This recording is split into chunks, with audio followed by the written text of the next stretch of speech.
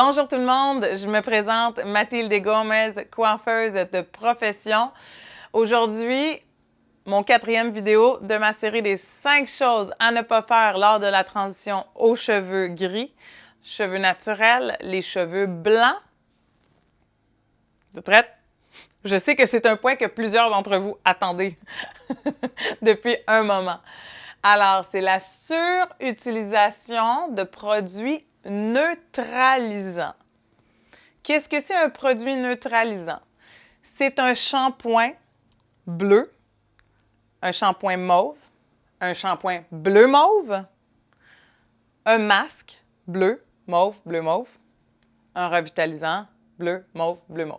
Ça, c'est des produits neutralisants. Alors là, depuis mon premier vidéo YouTube, pas de la série, là, mais mon premier vidéo YouTube, comment transitionner aux cheveux gris, j'ai eu beaucoup de questions à savoir, est-ce que je dois utiliser un shampoing, un masque neutralisant? Si oui, lequel? À quelle fréquence? Alors là, oui, lequel et à quelle fréquence? C'est quelque chose qui dépend de chaque individu et de son cheveu, de la porosité de son cheveu. Donc, ça veut dire que, par exemple, moi, mon cheveu, si j'ai un cheveu qui est plus poreux, il va absorber le pigment bleu-mauve, qui se trouve dans mon produit neutralisant, plus que quelqu'un d'autre. Donc, c'est important. Je reviens souvent à ça, mais c'est important de consulter un professionnel, de consulter votre coiffeur, votre styliste, votre coloriste, de le consulter et de savoir s'il est à l'aise de vous conseiller en matière de cheveux blancs et de neutralisation. Après ça, ça va dépendre aussi de votre cheveu. Est-ce que votre cheveu blanc a tendance à jaunir ou est-ce que votre cheveu blanc ne jaunit pas et qu'il est éclatant? Ça va dépendre de tout ça. Ça va dépendre de l'environnement dans lequel je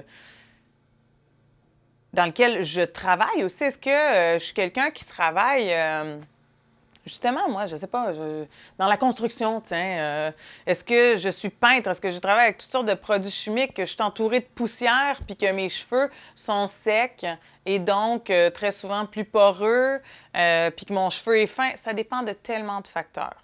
Donc oui, ça peut être pertinent d'utiliser un shampoing, un conditionneur ou un masque neutralisant pour aller rendre le cheveu plus éclatant, plus brillant, plus argenté, avoir cet effet neige-là, scintillant. Moi, j'en utilise, oui, et ça dépend. C'est pas la fréquence, ça dépend.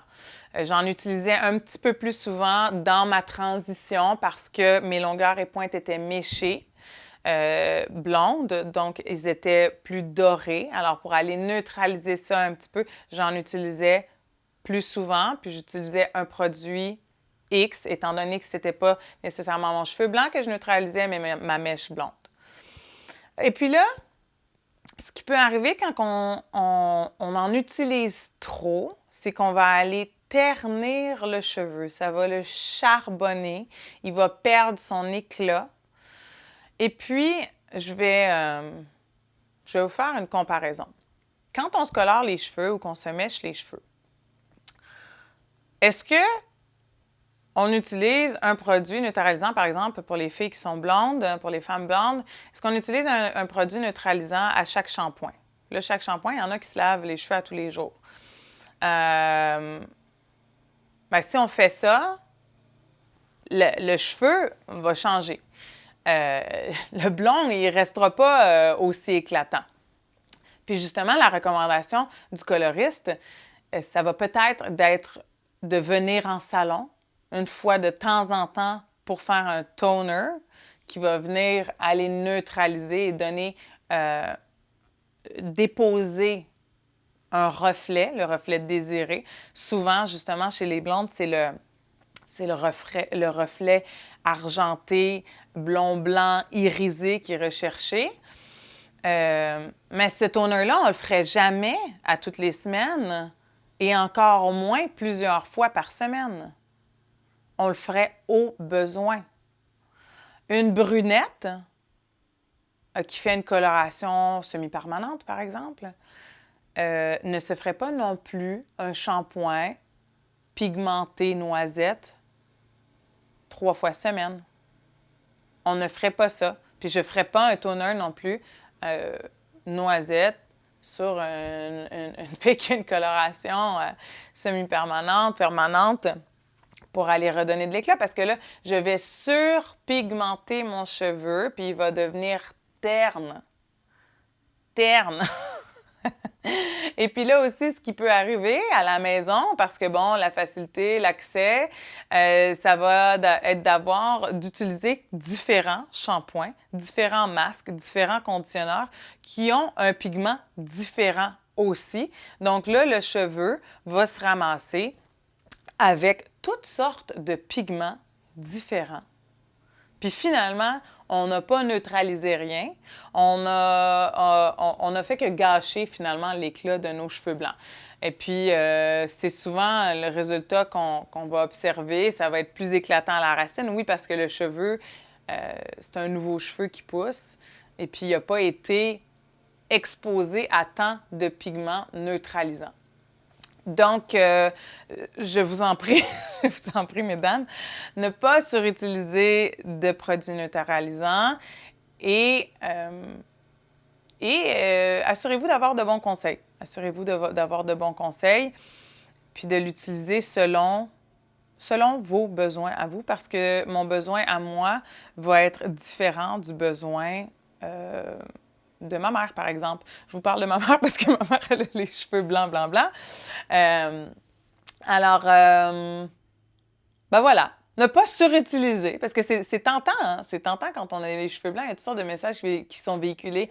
Ah, les cheveux blancs, ça jaunit, ça devient... ça perd son éclat.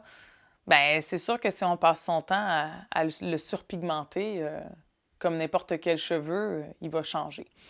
Donc, voilà, surtout ne pas surutiliser de produits neutralisants et faire attention à la qualité des produits que vous utilisez.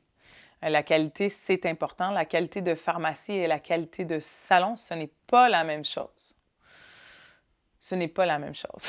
Dans les produits, je pourrais vous en reparler longuement dans une autre vidéo, mais entre autres dans les produits de salon et de pharmacie, la différence, c'est le silicone. Le silicone, pour nous, les coiffeurs, c'est un cauchemar. C'est un cauchemar et on n'en veut pas.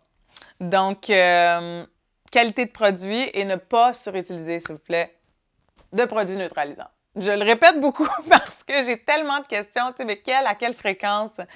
Je vous dis, c'est relatif, mais vous êtes mieux d'en utiliser moins fréquemment que trop souvent.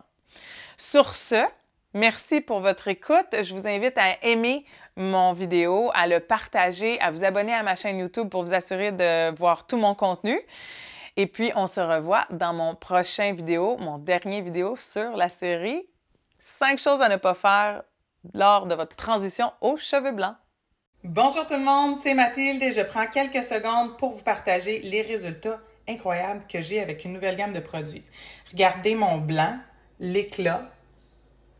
C'est absolument incroyable. Au niveau de la brillance, de la douceur de mes cheveux ont séché à l'air libre et ils sont absolument brillants de la racine aux pointes. Au niveau de la densité aussi, ça s'est amélioré. Mes cheveux ont plus de volume. Je suis absolument en amour. Si tu veux de l'information, clique sur le lien qui est dans la description.